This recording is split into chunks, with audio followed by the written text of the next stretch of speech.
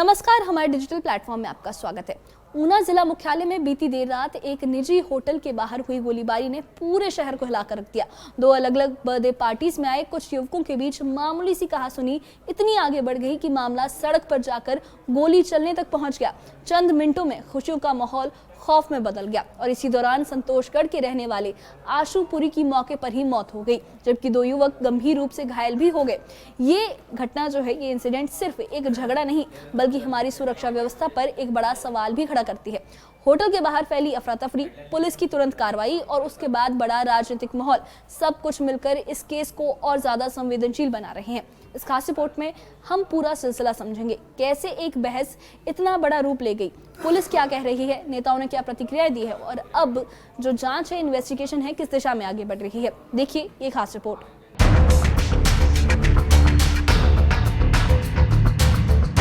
ऊना जिला मुख्यालय के निजी होटल के बाहर देर रात अफरा तफरी मच गई। होटल में दो अलग अलग बर्थडे पार्टी चल रही थी। युवकों के बीच मामूली नोकझोंक जल्दी ही गंभीर झगड़े में बदल गई। बहसबाजी होटल के अंदर से बाहर सड़क तक फैल गई।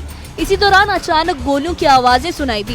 फायरिंग में संतोषगढ़ निवासी आशुपुरी की मौके पर ही मौत हो गई, जबकि दो अन्य युवक गंभीर रूप से घायल हुए। घायलों को प्राथमिक उपचार के बाद पीजीआई चंडीगढ़ रेफर किया गया। घटना की सूचना मिलते ही एसपी अमित यादव मौके पर पहुंचे। उन्होंने कहा कि दो पक्षों के बीच विवाद हुआ, जिसमें गोली चल गई और एक युवक की मौत हो गई।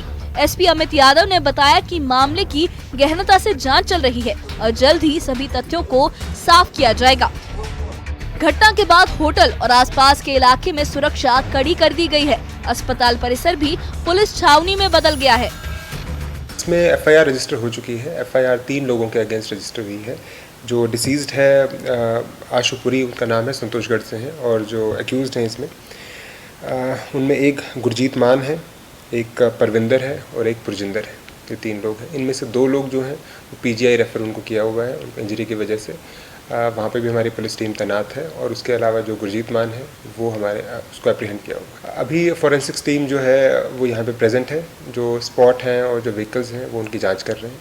जो भी एविडेंस कलेक्ट होंगे उसके आगे कार्रवाई की जाएगी। इस गोलीकांड पर नेता प्रतिपक्ष जयराम ठाकुर ने प्रतिक्रिया दी। उन्होंने कहा कि प्रशासन की चूक ने इस तरह की घटना को अंजाम देने का अवसर दिया है।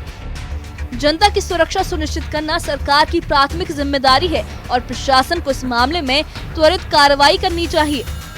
बर्थडे सेलिब्रेशन में वहां पर गोलियां चली, एक आदमी की जिंदगी चले गई, 3 गंभीर रूप से घायल है। इससे अंदाजा लगाया जा सकता है कि कानून व्यवस्था की क्या स्थिति है। अगर मैं याद दिलाऊं तो 27 जुलाई 2025 को ऊना के बसाल के राकेश गग्गी को दिन दिहाड़े गोलियों से भून दिया गया, और जो लगता है कि कहीं इंटरस्टेट गैंगवार का ही एक हिस्सा है। और ऐसी घटनाओं का क्रम जिस प्रकार से हिमाचल प्रदेश में हर जिले में घटित होता जा रहा है, उससे पूरे हिमाचल प्रदेश एक दहशत के माहौल में है।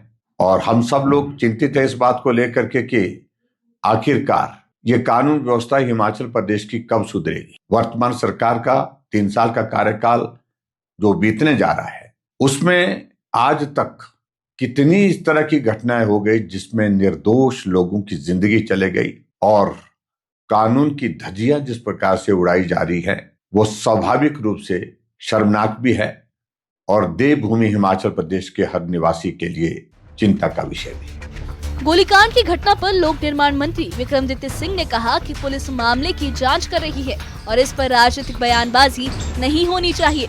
उन्होंने बताया कि पूर्व मुख्यमंत्री जयराम ठाकुर के कार्यकाल में भी ऐसे बड़े घटनाक्रम हुए हैं, लेकिन वर्तमान कांग्रेस सरकार अपराधियों से कड़ाई से निपट रही है। मगर ऐसा कहा गया कि एक शूटआउट वहाँ के एक निजी होटल में हुआ, तो वो दुर्भाग्यपूर्ण है। ऐसा तो नहीं है कि पहली बार ये चीजें हो रही है। लगातार हिमाचल से सटे पंजाब बॉर्डर पे ये चीजें हमको लगातार देखने को मिल रही है। पीछे जब भाजपा की सरकार थी, नैना देवी में इतना बड़ा शूटआउट हुआ, वो भी तो हुआ। उसके पहले हरोली में एक शूटआउट हुआ जब बीजेपी की सरकार थी।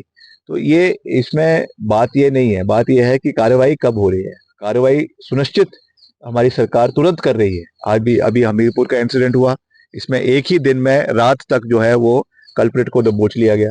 वैसे ही वहां पर भी जो इसमें जो कल्प्रिट्स है उनके ऊपर जो है पुलिस कार्रवाई कर रही है। तो हाँ, पुलिस का कार्य है लॉ एंड ऑर्डर को मेंटेन करना, ये ज़रूर है कि कुछ तत्व जो है वो पंजाब से हिमाचल में आकर इस तरीके की वारदात करते हैं। सरकार उसके ऊपर निगाहें बनाए हुए हैं, पुलिस डिपार्टमेंट उसके ऊपर निगाहें बनाए हुए हैं और हम बिल्कुल भी इस तरीके का माहौल हिमाचल में बर्दाश्त नहीं करेंगे।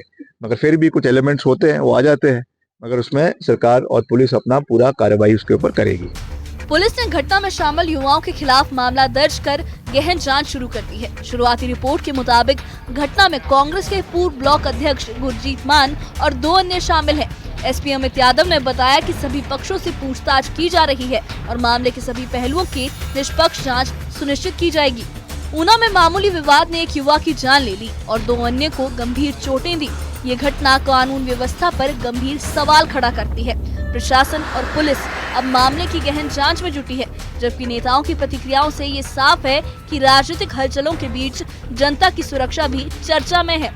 ये घटना हमें याद दिलाती है कि मामूली विवाद भी नियंत्रण से बाहर जाकर जान-माल के लिए खतरनाक साबित हो सकता है।